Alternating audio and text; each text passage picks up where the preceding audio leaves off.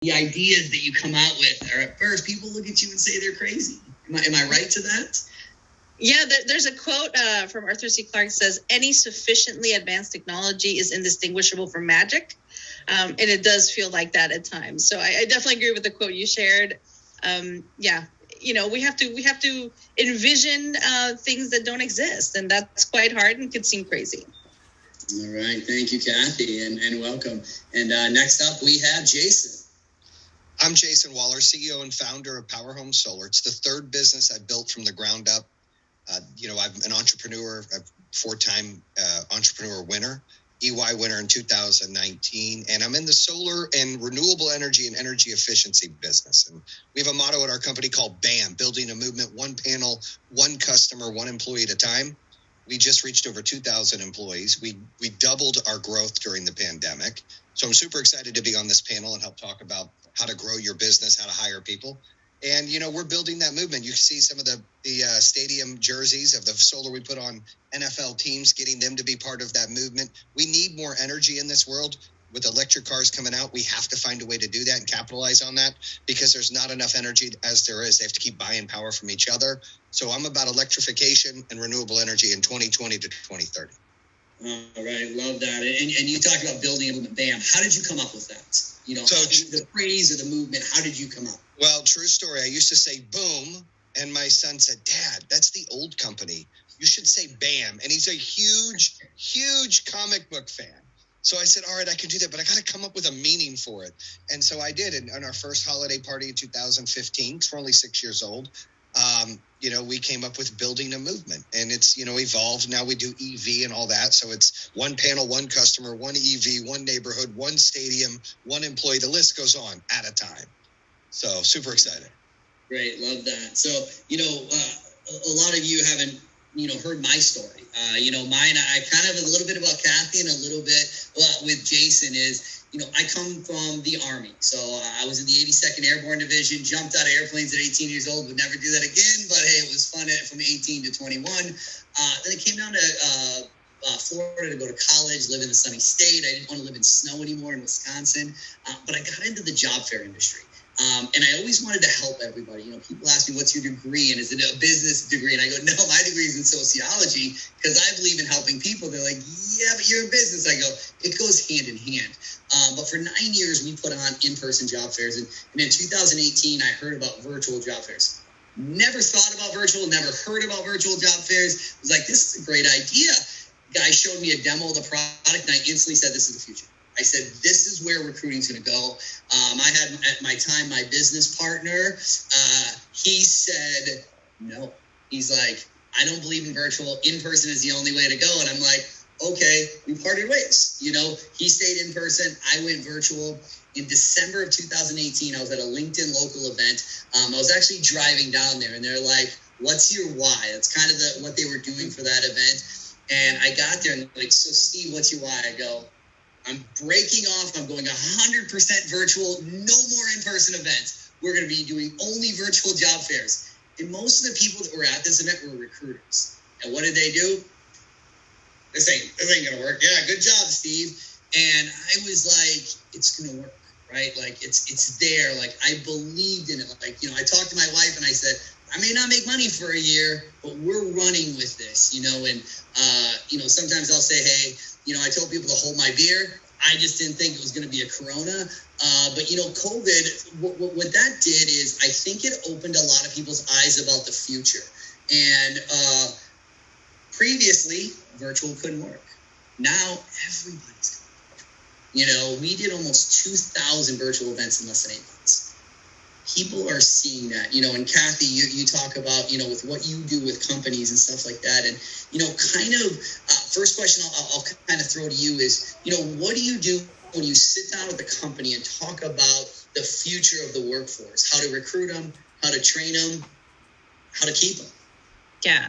I think one of the first things that we do is kind of think about, where things currently are, right? Obviously, hiring right now could be a bit of a challenge, right? So I think obviously that's why, virtual events like the ones you do are so important. So think about, what are the current challenges? Who are they trying to recruit? And who they should be looking to recruit towards the future? Like, what are the skills that they need to be looking at. Right. So I do a lot of, I help them kind of identify some of the traits. I jokingly said this in one of my Forbes articles, but I said right now, what I feel is happening with a lot of corporations is similar to what happened in the early 2000s when they said, we will never need a social media team. We will never need an e-commerce. We're never going to sell anything on the internet. We don't need an e-commerce team, right? And look at us now. And in a lot of the work that I do, it's eventually you're going to need a Metaverse team, right? And if someone proved me wrong yesterday, it was Facebook announcing that they are launching a Metaverse product team, right? So it's about thinking about what are the skills that you need to hire for today, but how do you start to also hire for the skills you're going to need in the future, whether it's blockchain technology or, whatever it is that, the skills that you're going to need to look for. And what do you see the challenge on the job seeker side? I mean, in the job seeker side, it's kind of a great market to be in for job seekers because there's a lot more opportunities and a lot more people trying to recruit them. Finding the right opportunities, getting to the right person.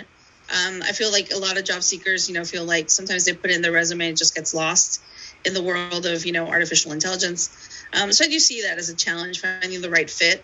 It's an interesting, I think it's an interesting place for both the job seekers and also for the companies to be in. And you mentioned this, if the pandemic showed us anything, it's uncertainty. We need to be prepared for uncertainty. Absolutely. And Jason, talking about uncertainty, you said you doubled, right? You went to 2,000 employees, right? From 400 to 2,000. How did you do it? I think that's what a lot of people listening is, with people ghosting interviews. I mean, I had it here, right? 3 people started and then they leave. And then all of a sudden you get an unemployment, thing from them to say they work because they came in. How did you grow so quickly? And what did you do to get there? No, great question. I think we were questioned and challenged with, are we going to stay open or are we going to close? And there was an argument with the management team saying, hey, maybe we should furlough everybody. And this was late March. And it was the day after GM came out and they were taking a reduction in their pay to stay open. And so I challenged our executives. I said, we're going to take ourselves off payroll. We're going to let our team know that safety is important and that we care about their health. And if fear is real and if you're scared, you don't want to come to work, fine, you can be non-active, you can use your PTO, you can use your vacation, but there are people that want to provide. And this is before they came out with unemployment and all this. And when the pandemic started, we had a little north of 700 employees. And so, we didn't want to close down because of Lucy, who was a customer service agent, and she had to pay her rent. Or Mike, who was the provider, and he had a baby home with diapers, and he had to get formula. Like, we wanted to make sure we stayed open for our people, and we wanted to make sure that as long as customers still wanted to buy and empower themselves to own their power and have a backup plan with battery and storage so they're never left in the dark, we want to be able to offer that service. And so we made a clean, safe environment, followed all of the CDC guidelines in every jurisdiction. We were on several attorneys' calls, talking to HR departments, talking to certain jurisdictions and what the rules and laws are there to be, accountable. And we continued to grow. But what happened was we saw a problem become an opportunity, where we could upgrade our roster and our team. And I run my business like I do a sports team. We talked sports a little bit before we came on. I want the best players on the field and the best players on the bench. And we have an 80-20 rule in our business where we challenge every one of our directors to put on a PIP plan, for their KPIs, to put them on a PIP plan for 30 days. 20% need to go on there. So they have a line in the sand that 80% are safe, but 20% are never safe. And I believe if you want to be the United States Postal Service or FedEx and you want to stay the same, then you don't have any churn and burn. But if you want to grow, like Microsoft grew, like Google grew, like Facebook grows, like Amazon grows, like Power Home is growing, then you've got to be able to not be scared to churn and burn people that are holding you down. Because I believe 20% of your staff, your top 20%, does 80% of the work. The next 60% just does enough and does 20%. That bottom 20% is holding people down, making excuses, pointing the finger. So we were replacing and hiring. And we ended the year last year with almost 1,800 employees. We're over 2,000 now. But we, just like you want to sell a product, you got to sell people to believe into your vision. You got to have culture. We lowered our standards of skill sets and education. I didn't finish high school and I didn't go to college, but I built 3 companies, and this one will do $1 billion in sales. I don't look at your experience. I look at, how is your mind? What do you fit our culture? Are you hungry? Do you want to be part of something? What's your integrity levels are? I mean, what are your morals? Why are you here? What is your why? We look for that more than we look at a skill set. Now, if we're hiring for accounting or we're hiring for HR, they need to have a background. But if we're hiring for sales or installation, we can teach skill sets. We want to hire good people that want to be part of that movement. And that's where we kind of lowered the bar of their credentials and their experience, and really started to do an evaluation on their character if we wanted them on the team.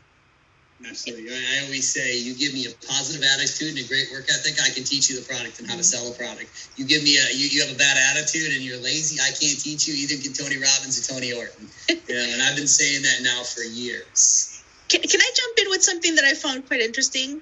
Yes. Also, in a lot of the work that I do, we talk a lot about Gen Z, younger millennials and Gen Z, Gen Z coming into the workforce. And a lot of them want to have a mission. They want to work somewhere that matters. And I think that, Jason, what you guys are doing appeals to them as well, because they see it. They see it as like, this is one of the industries of today and the future, but that has that mission, and that aligns with some of their, the principles, right?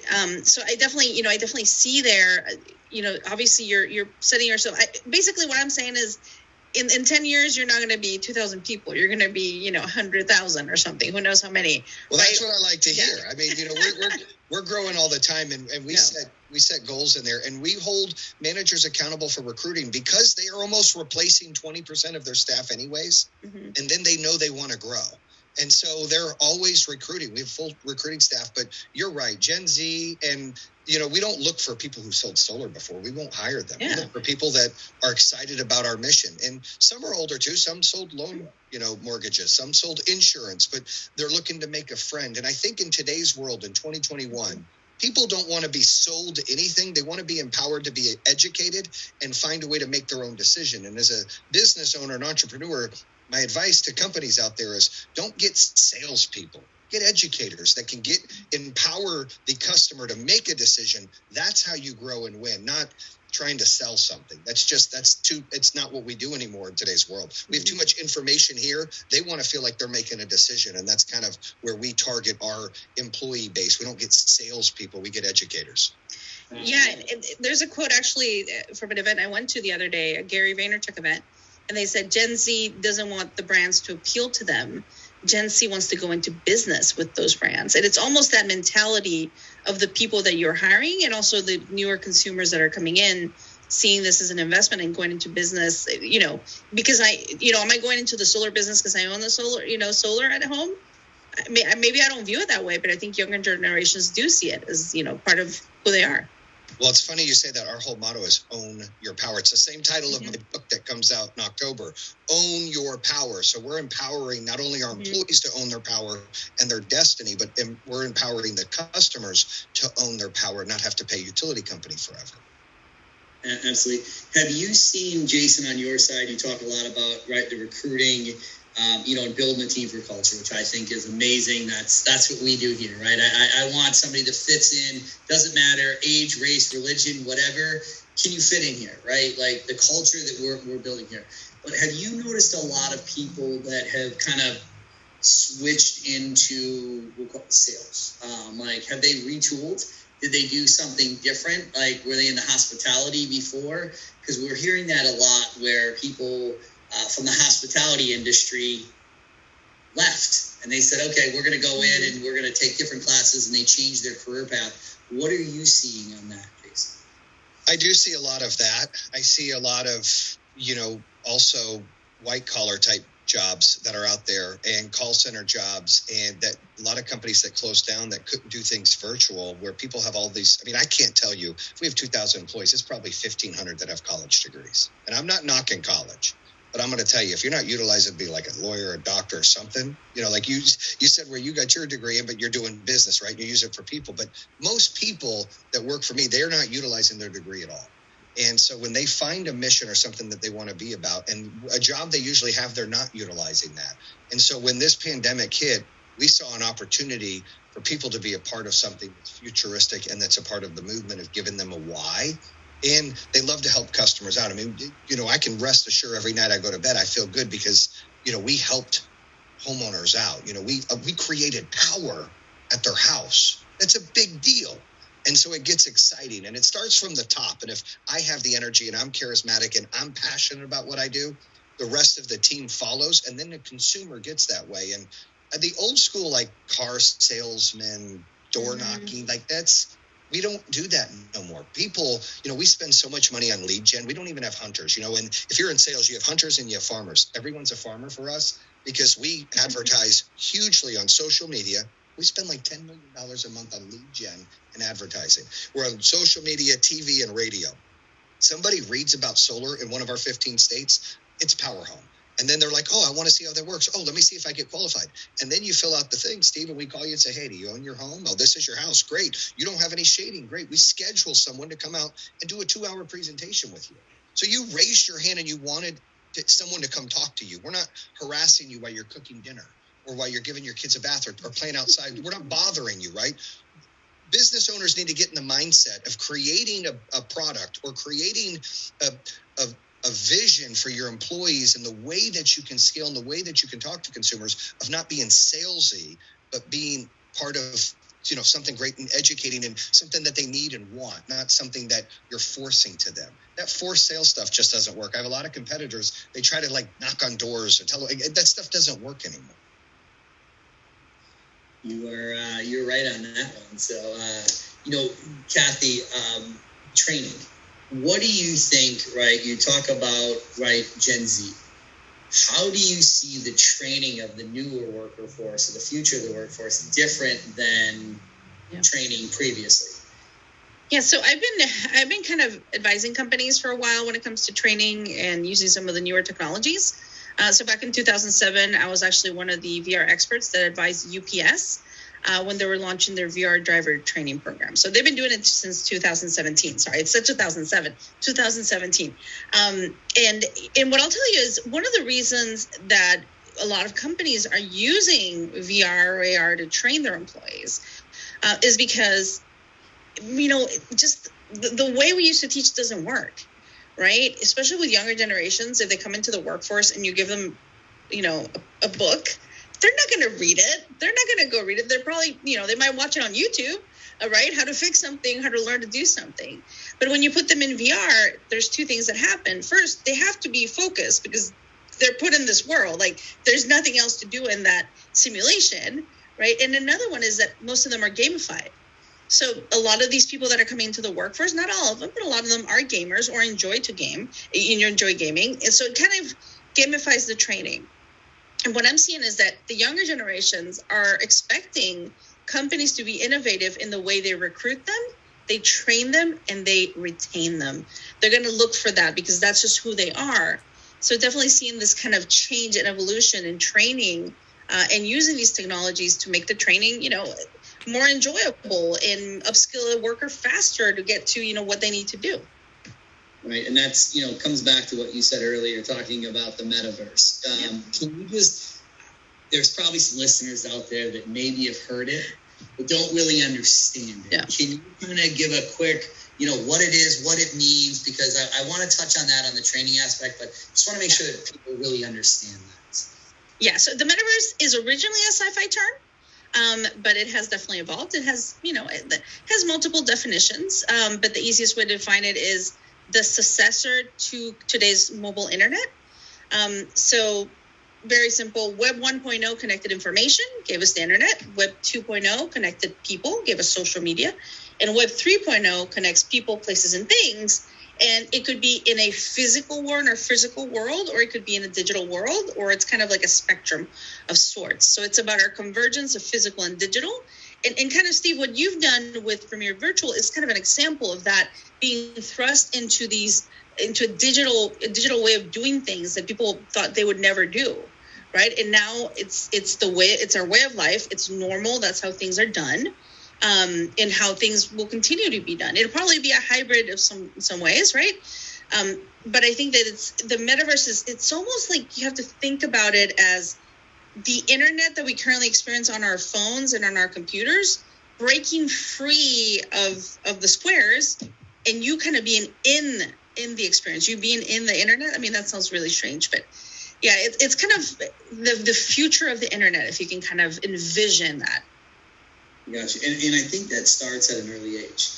Now where we're at, I mean, I didn't have computers. I think maybe when I got to high school they had computers, but now my 3-year-old son can grab my iPhone, put in my passcode, and either get to the pictures, he can get to YouTube, gets to the right things that he wants to, right? They're learning that, why he had his 7-year-old brother that he's watching him on his iPad. So this is just now, you have to change things, because what we're doing today and what we're going to do in 10 years and 20 years down the road, it's going to change even more, because they are learning technology at such an early age. Jason, how have you used technology for your recruiting, training, and hiring? Great question. So we've, in order to do any kind of recruiting, we've had to do a lot of Zoom meetings. We'll hire electricians or installers or, field energy consultants anywhere, and they'll do a Zoom interview.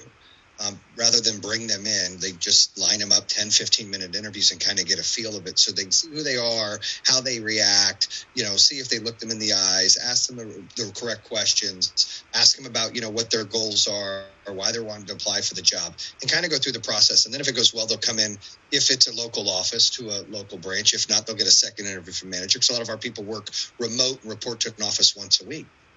But also with technology is our sales meetings. And, we use Salesforce. We have tons of, we've probably put way too much money into that product, but it does so many magical things. And we tie that into the Zoom meetings to really show them and train them, where we have a location, like you go to a branch and you have a small manufactured roof there with panels, and they can every 25 locations can do a install, and remotely everyone can see how's everything going, and you can have one project manager or one inspector inspect each job and give them a passing grade or a failing grade to make them better. Same thing with pitch training, presentation training. We're able to do it virtually, where you don't have to sit around and waste time with everybody in the room and they're just pitching right there. They can pitch where everybody can see it, take notes, and learn, where we can scale that to several hundred on a call, learning pitch training and how to overcome objections, rather than 20 or 30 in a room.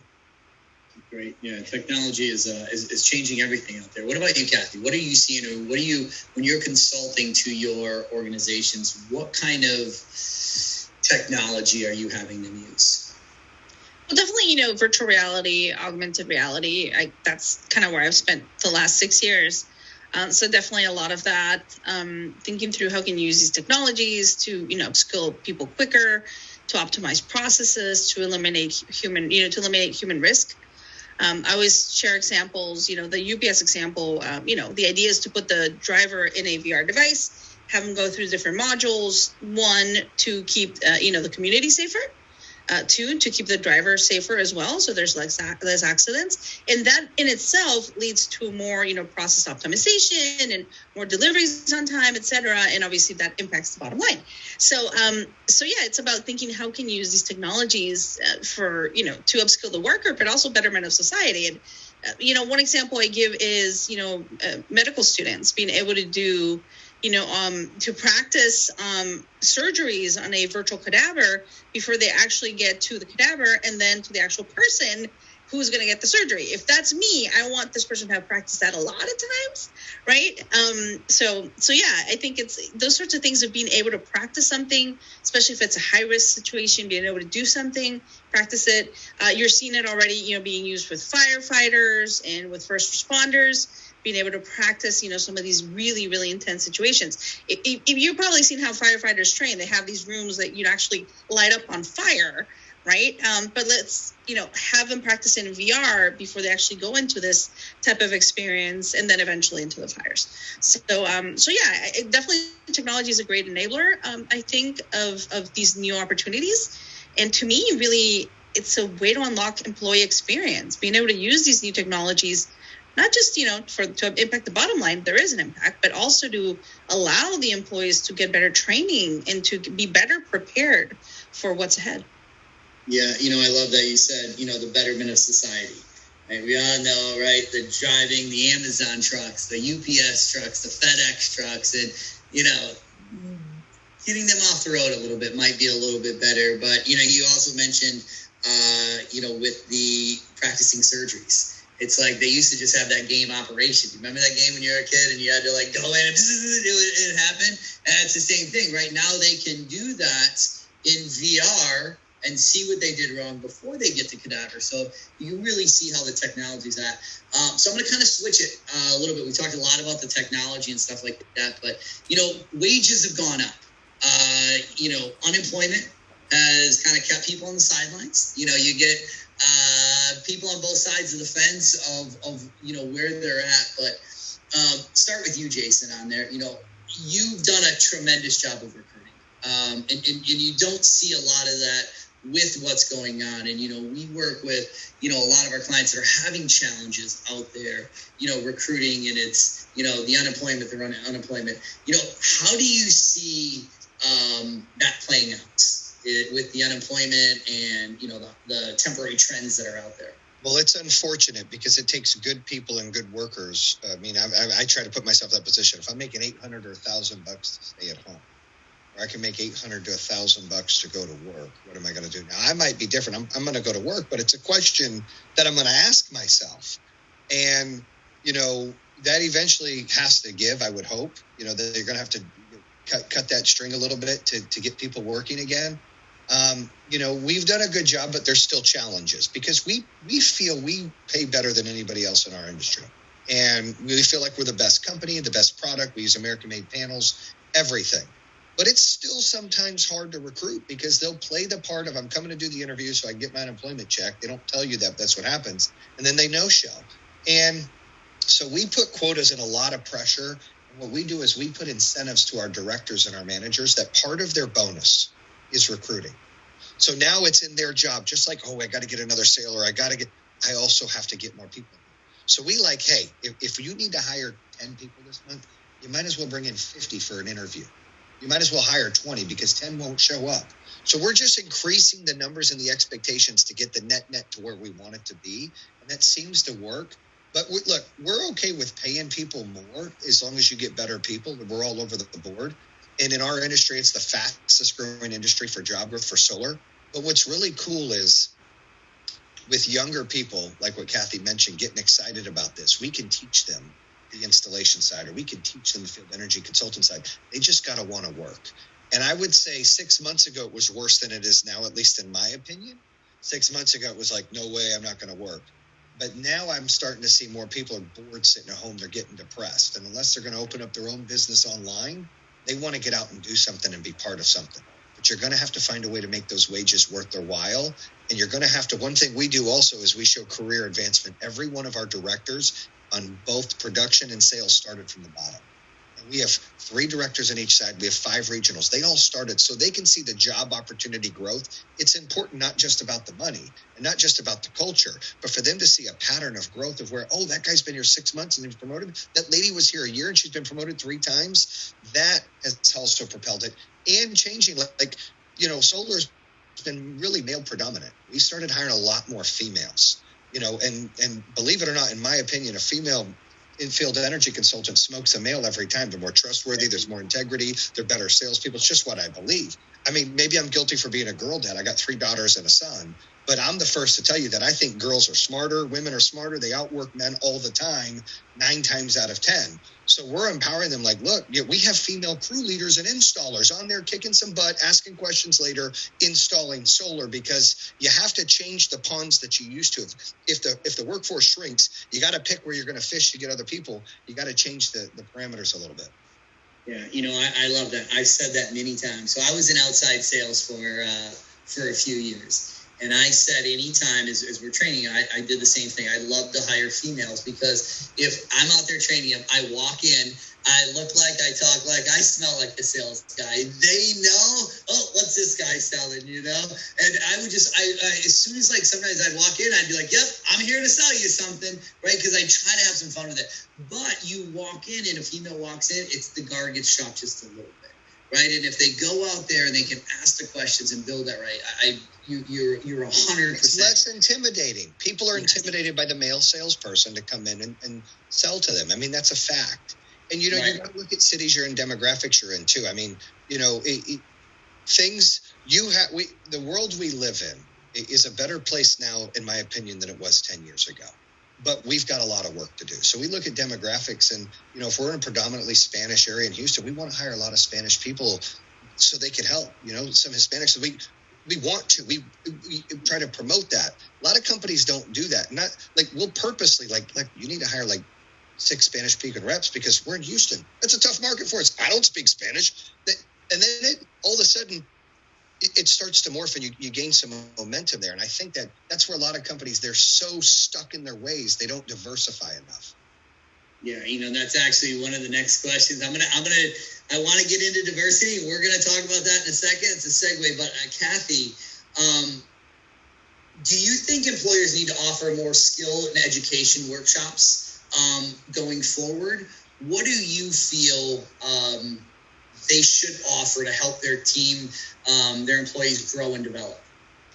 Yeah, I think what Jason mentioned about showing a path to growth and opportunities to advance is always key, because people are always going in thinking, what's my next step? Like, what's going to be my next role, or things like that. So showing them those opportunities, I think, is very exciting. I also love, giving them the opportunity to learn and train and do professional development that actually means something to them and that can help them. There was an article, actually, I think it was the Wall Street Journal, the Washington Post, that talked about instead of thinking about being the best employer, you should think about being the best former employer of sorts. Like, if someone comes and works for you, just give them all the tools you can to prepare them to be the best they can be, and give them professional development. And if they do leave one day, they'll be your best ambassadors because they had a great experience in your company, right? Because if someone works at a company and leaves because it was not a good experience, they're going to share it and they're going to be like, don't go work there. That's not a good place. They're going to burn you. Like, and we've all heard those stories, right? Some places you're like, oh, I'm never going to work there. So I think, almost thinking of that, how do you give your employees a good experience? That's why I think it's important to look at the words, right? Customer experience. We were so focused on customer experience, and it's incredibly important. But what about the employees, right? What about the people that are actually doing the work? I feel like certain companies have burnt through a lot of those people. And now it's really a time to also think your employees are also your customers, right? And I think that part was missing, but it's starting to get played a little bit more, where people realize, your employees are also your customers. So employee experience is very important. 100%. That's so important out there. And Jason, you talked about, right, that advancement. So previous company that I worked for, I had somebody who wasn't my greatest salesperson, but he was out there and he worked hard, and like, I remember the day that I interviewed him, and, he was from New Jersey, and I happened to know some people that he trained with that, knew my ex-girlfriend. So it was like a very sort of, but this guy came in, he's like, I'm going to work hard for you. And he came in and he was always just, call it mediocre. And then one day I came in and I put a competition on it. And he fought and fought and fought. Now, he didn't win the competition. He took second place in the competition. But the guy showed me his competition. Then he came out and he was a leader, because that's what he wanted, right? His goal was to be there. I found what his passion was, because not everybody's going to be in the right role, right? And this was, 15 years ago. Now he's the godfather to one of my sons. And, he's built that relationship because I found what he wanted, right? Because sometimes it's not, right? And being in the sales side, I always hate this. It's not money that drives you, right? I can always teach you, yes, it is, right? You say money doesn't drive you, but you want to drive a nice car. You want to take care of your family. You want to take care of your kids. You want to go out to dinner. That all takes money, right? But you got to find that in the role. And I always find too, like with our organization, is sometimes it's a perfect fit for the company, not the perfect fit for the role I have them in. And I may have to find a better role, for them, which we've done that quite a few times within our organization when, recruiting somebody and putting them in a different role on that. So back to what, Jason was talking about, diversity. We've kind of been a lifeline to a lot of companies during the pandemic. And it's thrown out there a lot now, right? Diversity. And I think some organizations say it because they have to. I think, Jason, what you think is you want to. Tell me about, right, kind of how do you feel about, right, diversity, inclusion, all of those kind of, buzzwords that are out there right now in your hiring? No, great question. And two things. One, what you mentioned about putting people in the wrong role, we're all guilty of that. And when you build something in sales, like on our side and or in production, and they've been there so many times, we've taken the top rep or the top installer, and then they're not the best leader. And we're like, oh boy, we made a mistake. So we created a thing called Power Home University that's training and development. I mean, I've never been a CEO of a $1 billion company. I have a coach. I get trained. I get mentored all the time. It's important. And so for the people watching and listening, you need to have a coach, and you need to understand the best player always isn't the best coach. And so when you promote somebody, we've made this mistake. It's like, oh boy, that person's not a good leader. So then you have to really, we created, so we can still do that, a development training center that gives them modules to train and then learn how to, I'm going to hold these employees accountable. I'm going to have my KPIs. I'm going to hold meetings. I'm going to have structural organization, whatever it is they need to be better. On the diversification thing, I believe that, we don't look at color, race, gender, anything. In fact, I get more excited if it's a minority or a female, because I feel like in solar, it's been predominantly white males, and we like to be different. We like to be at the forefront. And so we get excited about, anybody. And not that we're going to hire someone because they're African American or they're female. The best person with the best attitude, with the best goals, that fits everything is going to get hired. We don't look at that. But I personally get more excited because I'll go down on the sales side. Our assistant director is African American. We've got 3 female, or 1 female regional, 2 African American DMs. I mean, the list goes on. It makes me proud and happy of where we are as an organization, how diversified we are. Because when everything was going on last year and the world was going back and forth of pulling tug of war, we were Power Home strong. We were Power Home family. It didn't matter if you were white, black, female, male. Didn't matter any of that. What mattered was we had each other's back to stay open, and that started from the top of what we believed and how we empower people and how we train people. And the world is their oyster. They get to do what they want to do. They get to create their own map. Another chapter in my book coming out. So, we put that in front of them to make sure that they got that opportunity. And it's important, and it gets me excited. I mean, I say it all the time in being in sales. Female are better salespeople all day long. Always thought that. And now I'm starting to see some of our female crew leaders are better installers too, because they're more organized. They have their stuff put more together than some of the guys do. So, we're starting to see some cool things happen in our business. Awesome. Great. And, Kathy, the companies you work with, do you have to train them on that? I mean, not saying names of companies, but are you seeing companies out there that some just have a struggle that they want to not diversify or Oh, no. I mean, yeah, any of the companies that I'm consulting with, they're coming to me for a reason. And so, and not because I'm a woman, it's just because, I'm a leader in my field. I can't speak for their struggles, right? Because I come mostly to work with them on metaverse strategies. So, but I do make it very, very clear that I wholeheartedly believe that as we build the future of the internet, we need to right the wrongs of the past, and we need to make sure that the people that are building, the future are diverse. And once again, I always go back to this. It's about humans, right? We're building technology and we're building things for humans. Let's build it for all humans. Let's not have just one type of human create this. Let's have all humans create this, and for it to serve humanity. So yeah, I think it's powerful. As a woman in tech, yeah, it's been hard. Like, I'm not gonna lie. And even my dad said that to me the other day. He went with me somewhere and he was like, "You are the only woman there." I was like, "Yeah, Dad, that's normal. That's normally my life. That's how it is." I've worked really hard to accomplish what I've accomplished, but it has been hard. I think people doubt me more than they would doubt a male counterpart. So that's hard. But you know what? I work hard And I'm very, the way I'm seen is I'm glad I have a voice and I have a public persona, because I'm sure that there's plenty of young women and minorities, or even older women, anyone, that sees me and sees an opportunity and sees, I always say this: you don't know who's watching, and you don't know whose North Star you're becoming, right? So if I can be that North Star for some young women or, young minorities, then I'm doing my job correctly.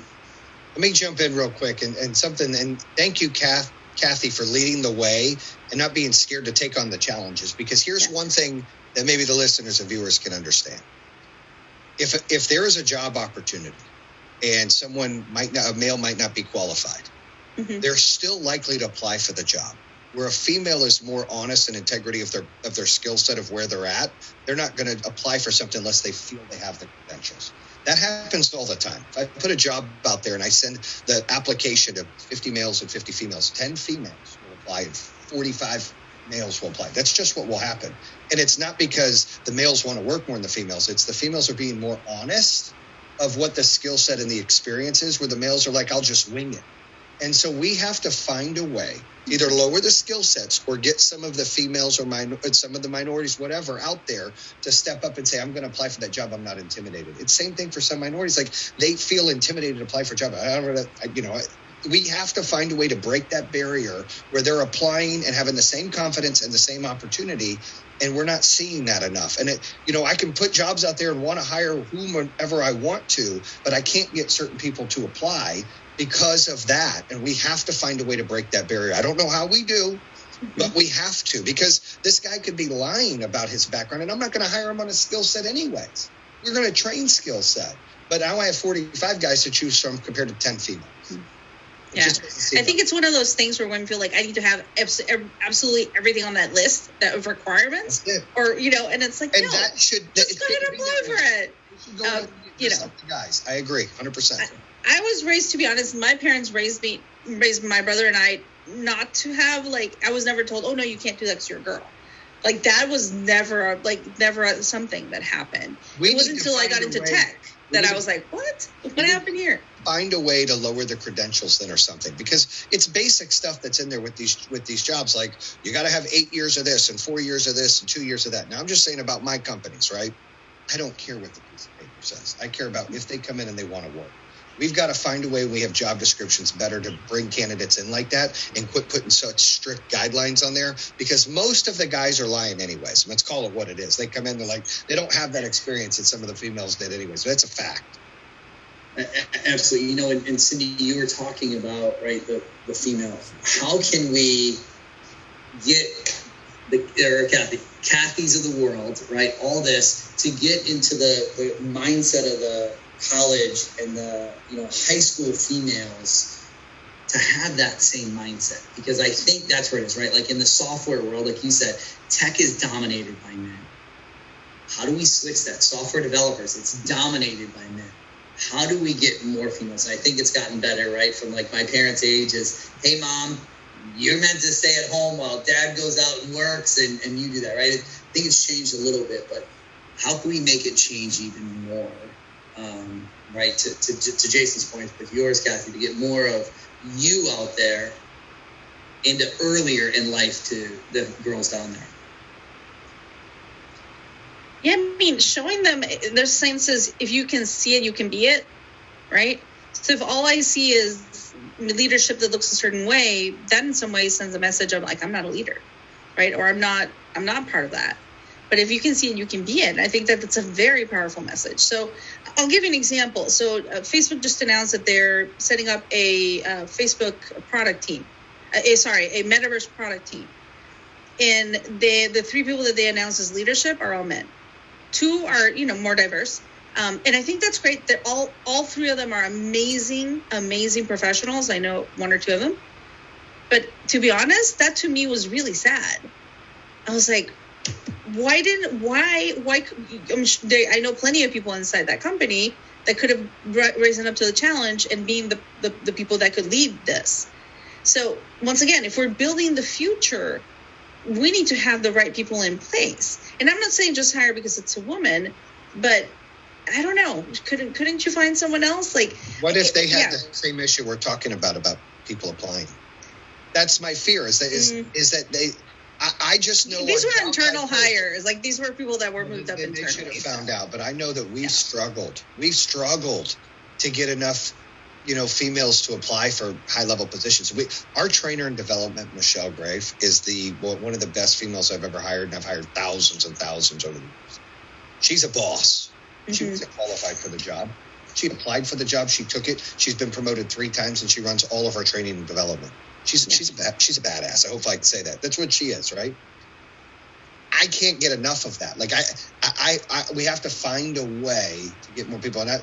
And I mean, if it's an internal hire, shame on Facebook. But really, you have to find a way to put it out there where more people will apply that aren't scared to apply, or lower the credentials. Like maybe there's a way. I know maybe we've looked at doing that because we're still always wanting to hire, to lower the credentials of what's needed so you get more applicants. Yeah, I think there's still, to touch on Kathy's point is there are still some organizations, right, like the Facebooks, and they made mistakes and they're not doing it. So that's not helping anybody lower when they're putting the wrong people in the wrong place. We all know Facebook. Yeah, and I'm not saying they're the wrong people because these 3 guys are amazing. They're really good, amazing professionals. But I was, a little deflated. I was like, no women in the leadership role there? What? Like, why? So anyway, that to me was just a little sad. Yeah, and you see they're starting to, push it out there with even, some of the investment firms that are out there where they're saying, if you don't have, minorities or females on your board, we won't even look at you anymore. So you got to have the right people pushing the right message, right? And that message, what I take out of what you just said, Kathy, is they pushed the wrong message. They didn't push the right message. They could be great people, but why? Right? We never know. Right? We all know Facebook's listening to us right now, so maybe they'll come out and say why eventually. But we only got a couple minutes left. So last thing, right? Jason, I'm going to throw this one to you. Right? The pandemic proved that people can be more productive from working from home. You've used some technology that's out there. You have the Solar Summit coming up. Kind of on that. Do you want to just do a quick touch on the Solar Summit? Yeah, I mean, the Solar Summit is going to be a way to really talk about, hiring and growing the industry that's number one right now, and people being virtual to apply for those jobs and what those jobs look like. And, I'm honored and excited to be a part of that. And I think that, in our business, installation of solar, it's not going anywhere. It's only going to continue to grow. It's the number one industry the last 3 years in a row, wind being number 2. The administration in front office right now is pushing more and more and more. I'm in Michigan, and my power goes out all the time. So we don't have enough energy as it is. Electric cars coming out, there's issues. So you want to be part of, in an industry. I think there's 3 industries that are going to be cutting edge going forward: cannabis, renewable energy, and cryptocurrency. That's just my opinion for whatever it's worth. And I didn't go to college, but that's my opinion. And so in those jobs, in those industries, there's going to be lots of jobs available. I know with us, we're in 15 states. We want to be in 25 states, within the next 2 years, and continue to hire. We don't see why we can't be at 3,000 employees next year and 5,000 the year after. But I'm one of so many companies. It's the fastest growing industry. We're always looking for installers. We're looking for customer service agents. We're looking for field energy consultants, designers who have CAD experience, accounting, you name it. We're always looking for people to be a part of this industry, which is in the forefront, gives you a why every day, and technology-based, this is the future. All right. Thank you. Kathy, on that, the pandemic, people can work from home, right? A year ago, it wasn't productive to work from home, right? You had to be in an office. The pandemic proved everybody wrong, right? All the executives out there that said you couldn't be. Do you think that landscape has changed forever? And do you think that is going to now be something that the talent out there is going to want, right? Are they going to want that opportunity from home? What do you think? Yeah, so I think I'm one of those experiments of people working from home and being very successful despite not being around the water cooler. I've been working from home for 5 years now. So, I'm one of those people that, I've been able to build a very successful career and not have to be physically at the office all the time. So I think the future is hybrid. I think it's going to be a combination. Sometimes you might want to go into the office if you're having this really amazing brainstorm or there's a very important planning session and and things like that. Yeah, you want to go to the office and have that one-on-one time, right? But I think the idea of thinking like you have to be at your great cubicle every single day from 9 to 5 because that equals productivity is wrong, right? As a mom, as a working parent, working from home has been very beneficial, right? Very, very. I know my kids know I'm busy, but they know I'm here. So that's really important to me, and I think to a lot of people. I've even seen that like people saying like work from home is going to be a perk. Well, I hope it, right now it could feel like a perk, but I hope it's the standard, and I hope it's like some type of hybrid model where, yeah, you might come, when you're needed into the office. That's my personal view, and I think that there's going to need to be some type of hybridization. Yeah, I think hybrid, that's kind of a buzzword too. I say virtual is the future, hybrid is now. And, people are really starting to see the hybrid. Now, even during COVID, I went to the office on a daily basis. And people are like, well, why'd you go to the office? Why didn't you work from home? I have a 3-year-old and 6-year-old that they didn't know when daddy's upstairs at the office, they want to knock on the door, and they didn't understand those boundaries because I was working a lot. So I went to the office. But, we just opened our new office in Del Rey, and I put a gym in there. I ripped out the conference room, said, we're not going to have conference meetings. If you want to go into the gym, we got the gym in here, right? I got the lounge. They can come in here. So people can come in, and I don't make it mandatory. But people want to come into the office, right? So that they can come in. But if they want to work from home, they can work from home. And we give them that opportunity. And I think that's, what you're seeing. And, on the recruiting side, and always sales is always the toughest one. Right. And Jason, what do you think? Right. I mean, you have all sorts of people on the sales side. What do you feel about that remote compared to an in-office? So we do inside sales too, where we can do it virtually through Zoom. We don't have to show up to the house. That's 2% of our business is done online. But I'm a big believer of it really depends on the person or maybe the team. Yes. Because there are certain positions, and like you said, your situation, where people can't work from home and be successful. And then there are certain ones that, like Kathy said, and I work from home most of the time. Now I'm going back to North Carolina. I'll be in the office every day because I want to be. That's where the executives are. I'll be there. But in Michigan, we have a huge call center in Troy.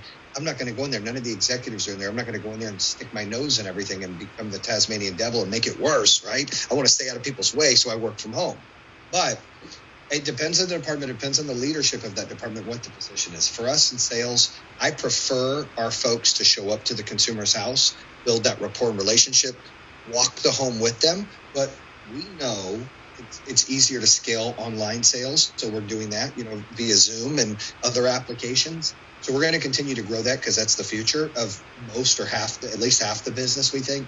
But working from home, I think it's something that's earned. I don't think it's something that's given. Somebody that can prove to do it, I think it's a smart choice. Give them, hey, how are they performing? What are they doing? Because some people could work more from home, but some can't based on the situation. I think it's a case-by-case scenario. Yeah, I definitely think it's, the person. And, we're in South Florida. And, you got Atlanta or California. When you think about, I look at this. I've always had an office that I put that was very close to my house because I don't want to be stuck in traffic.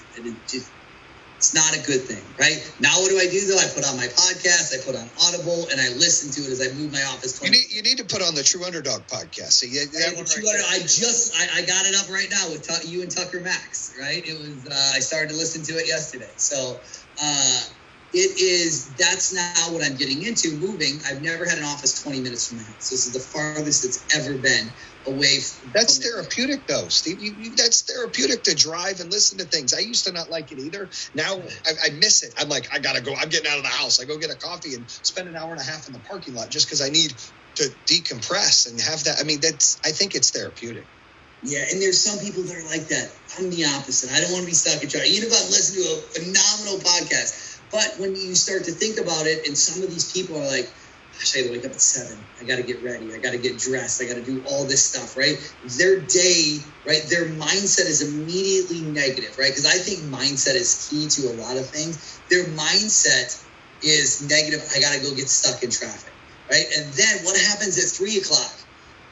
My mindset starts. I'm going to have to drive at 5 o'clock. I'm going to be stuck in traffic. So you lose that productivity. So to me, those people that can work at home, you gain so much more time because you're not losing that last couple hours. When you get to the office, you're frustrated. You're like, I just got stuck in. Then they got to walk around to everybody's office and talk to them.